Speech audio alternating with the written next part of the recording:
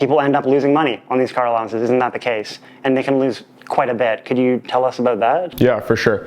So we like to say here at Car Data, 30 to 38% is kind of what we're looking at. And so if we break it down, we're looking at, let's say, somebody who's on the road, an average sales driver making around 50,000 plus. So their tax bracket is going to be like 22%, right? And so as we just mentioned, that base income is going to be taxed at 22%. Now on top of that, you have FICA, which is another tax that comes off of bonuses and reimbursements of that nature.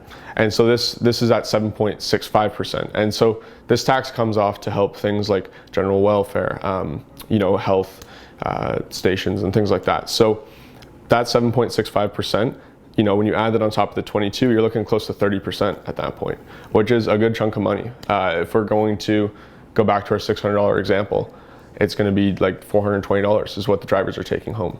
And so that's going to be irritating for the drivers because they're like, well, where's all my reimbursement money?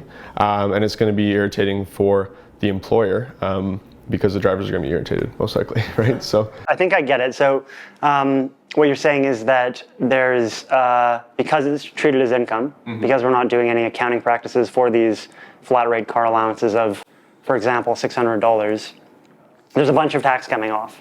There's tax coming off at the income tax rate of the relevant employee, and there is tax coming off from payroll taxes as well. And that's, 7.65% on the employee side and on the employer side as well. And that's how we get up to a number similar to 38%, which is, you're losing even more than $200 there on that car allowance, or like you said, you're only taking home about $420 just with the employee side taxes, the income and the employee side FICA taxes. So that's quite a bit of money to lose off what should essentially be a tax deductible business expense borne by the employees.